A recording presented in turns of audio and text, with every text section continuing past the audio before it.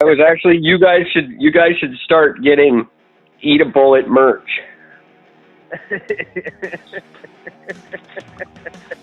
That's fantastic. I said, yeah, great. Lots of good Gord stuff going on. Very happy for Gordon and his show.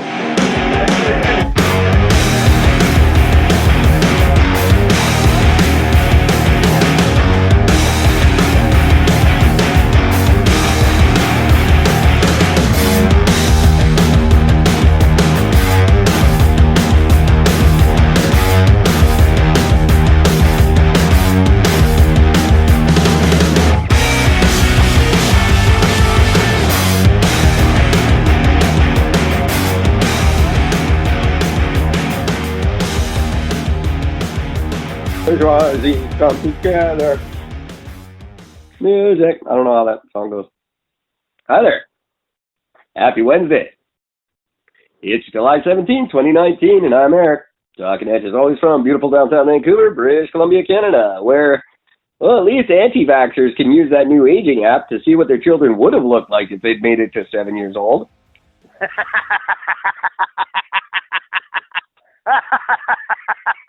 I didn't see that coming. Oh, that's great. Oh, that's just great. Have you heard about the backlash going on about that app, by the way? I have. That's why it's relevant. That's so fucking funny. Because I have like a good dozen friends on Facebook that are all posted thinking, you're all fucked now. And I'll give that app credit. It's pretty fucking wild. Oh, yeah. Like, it's very impressive, but not enough for me to, because I don't want to know what I look like when I'm fucking 90. I don't give a shit. I'm halfway there. I don't want to see more than I can already see. Exactly. I got a mirror. Because that shit fucking wrinklier. In my mind, I'm nowhere near as, like, I will pass by a window and make fun of the old guy in it. And then I don't look like, in my mind, I don't look like I look. So the last thing I need is to look 10 years worse. Oh, no. See, I walk past the mirror and I'm just like, fuck, that guy is sexy. Yeah, well, I can do that. I'm like, hey, that's a good-looking old man. Who's that guy that's 20 years older than me? Oh, shit. Why is he wearing my clothes? Well, when I shaved off the beard again, I swear it just knocked off an additional 20 years off me. I it always does. 25-year-old again. I wish I could have the commitment to shave every day because I look terrible with a beard. But I'm lazy. Very, very, very lazy. Hi, world. All you 9,000 of you in 15 countries. How you doing? Thank you for tuning in again. I had a nice little chat with a fellow podcaster on Facebook today about how cool it is when you see other countries in your stats. That's fucking wild. He posted, is anyone else, am I the only one who gets excited when I see other countries in my stats? And I said, not by a long shot, buddy. So the only thing that feels cooler than when you notice a new country pop up is when you notice that country stays. And they're always there. That's the trick. Yeah, that's right. Because we had, way back in the day, we had Germany, just very, very briefly. And it was just Ashburn, Virginia, and Germany. And then Germany disappeared after a couple episodes, and it made me sad. Probably because we talked shit about Germany. Well, yeah, I didn't do us any favors, that's for sure. I mean, I talk shit about fucking Apple. Now they won't fucking even post their shit. Yeah, I know. I'm starting to wonder because no one else has this issue. But I'm not even going to apologize for it. Fuck you, know Apple. You're going down. I would apologize, but here's two things that you got to know. Germany, you're weird. Apple, you suck. You both know it. Come on. Germans are some of the smartest people on the planet. They got to know they're weird. Oh, come on. They have to. And that would just be dumb if they couldn't. One of the most attractive human beings on the planet was sort of German. Who's that? She was actually French, but she lived in Germany. Who's that? I don't want to name her, but she worked at Bed Bath & Beyond. Oh, that's right. Yeah. She was French, but lived mainly in Germany for most of her life. And she's an awesome person, too. Ridiculously attractive to me. I still have a crush on her. She did my orientation, and that was it. I was in love. I will bet you fucking anything that she was just an absolute knockout when she was fucking like in her early 20s. Yeah. Like just beyond stunning. Never laughed at a single thing I said the entire time I worked there. Really? Yeah. Oh, she always laughed at me, my joke. She always laughed at she always laughed at me. Didn't find me funny at all. But she did tell Ashley that she was a very lucky girl, so that was cool. There you go. That's the thing. But I'm not going to say who it was, just in case Bed Bath people are listening. If you can't put that together, guys. I don't think she works for them anymore. No. Well, most of the people I'm referring to probably don't. No. There's a big exodus after I left. I can see why. Oh, fuck yeah. Like as soon as I left, the place just fell apart anyway. So I haven't been back. I don't think since you left. I went back with Aurora one time when she was like very, very little. You were still there though at the time, but you weren't working. I think. I walked in there a couple of times, and actually one of my favorite things was when I went back to the Bed Bath store here in fucking just outside of Milton. And I walked in. I was talking to the one guy about. Oh no, it was in BC. I went in there, and there was some new girl that was working in the bedding department. And so I walked up, and what happened was I just got talking to a customer and ended up selling them like 2 sets of sheets, a duvet cover. I wasn't even working. I ended up just like sending them a whole bunch of stuff, and this girl just stood to the side watched, and she comes over, she goes, "Hey," and I'm like, "Hey," she goes, "You work here?" I'm like, "Yeah, no, not anymore." I said, "I used to." She goes, "You know a lot about bedding." I said, "I used to run this division." I said, "Yeah, I know everything." She goes, "What do you know about curtains?" I'm like, "Oh, enough I could sell them." She goes, "Can you teach me?" "Yeah." "You got time?" She goes, "Yeah." I'm like, "Let's go." So I just took her over there. Here's some selling tips. Here's how you sell this. Here's what you do this. Here's how you introduce this. Here's how you look for this. And I just sort of thought, she's like, "Oh my God." She goes, "Why aren't you working here anymore?" I said, "Because I was too good for this place. So I moved on to better things." She's like, "Yeah, no, that makes sense." I would have immediately marched upstairs and invoiced Greg. Oh, they would have taken me back in a heartbeat. I didn't leave on bad terms with them. No, I would have given them an invoice. "I just trained your employees. Here's my bill." Yeah. I expect prompt payment. I will get paid in cash, please. Thank you. He probably would have paid it too. All right. I don't want to reminisce this whole episode. We have things to talk about tonight. Yeah, we got some big issues tonight. We did a nice sloppy one last night. The only thing I really wanted to just touch on Trump right away, because he I'll be cheesy like everyone else and use casino references. Trump really doubled down on his racist statements today. Because he was asked, "Doesn't it concern you?" Saying things like that, like, "Aren't you concerned?" And his big response was, "It doesn't concern me because a lot of people agree with me."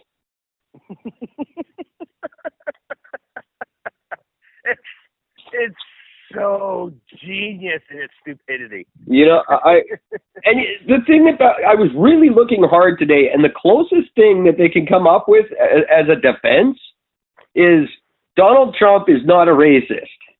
He just does and says racist things all the time.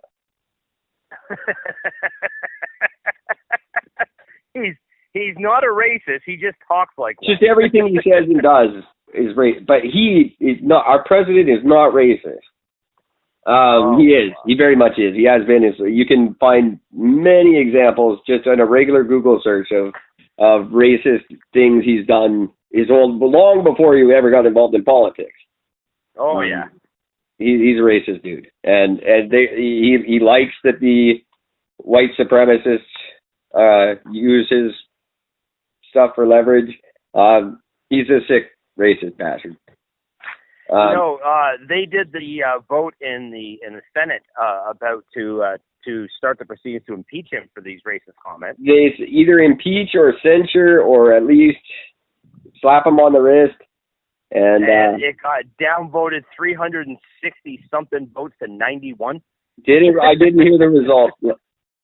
Yeah. So they're not going to do anything. No, there's nothing they can do because they're not even going to censure him or give him a reprimand or. For what? The vast majority of the people in the government say what he said wasn't directly racist. Because again, you could paraphrase it and make it sound racist. But when you take the statement for what it was directly, for what he said directly, and put those words into anybody else's mouth, you would not consider that to be a racist statement. Well, he didn't say, because what it's all in the liberal media is being paraphrased as he told them to go, like, basically go back to Africa. Well, he did say go to your own countries and fix them if you know so much better.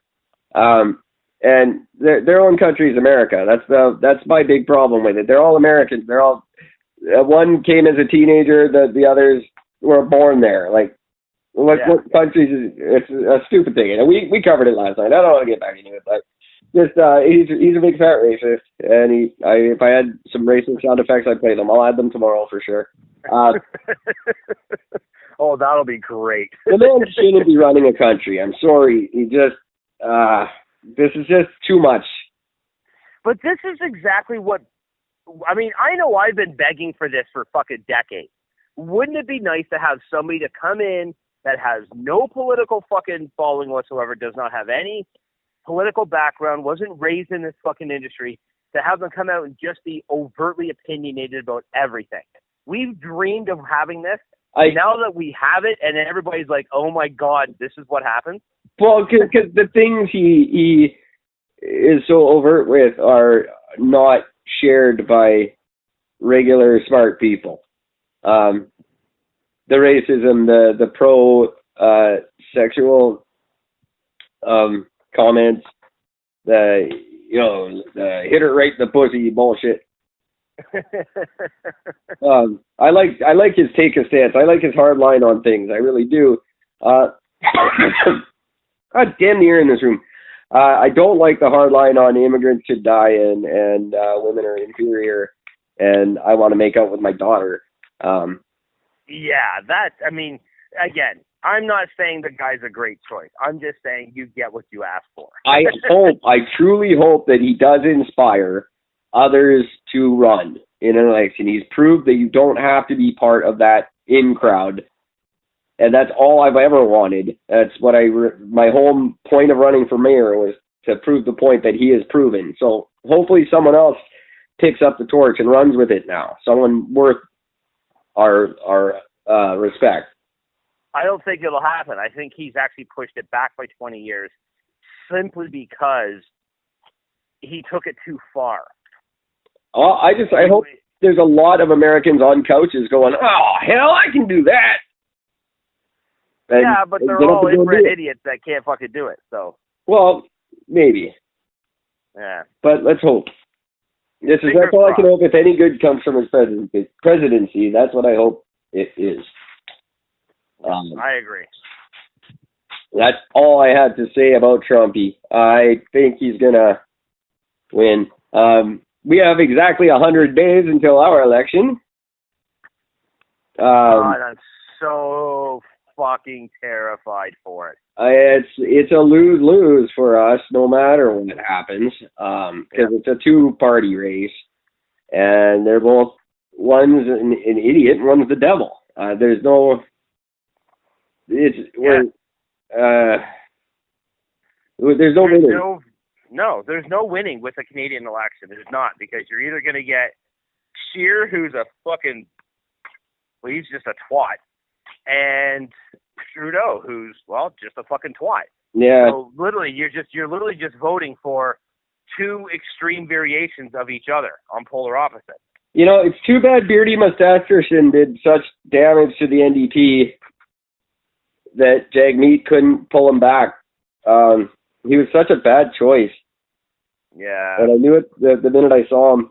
Jagmeet won't be anywhere near the podium on this one. I think I still maintain we're going to have a Bloc Québécois in third place. No, I have a weird feeling that the Green Party is going to come up in third. All those French that were part of the Orange Tide of Jack Layton's fame, he got so many French voters to vote NDP. I think they're all going to go right back to their Quebecois roots. So that we'll put a friendly wager on that. You say Green, I say French. if they don't really pull it out and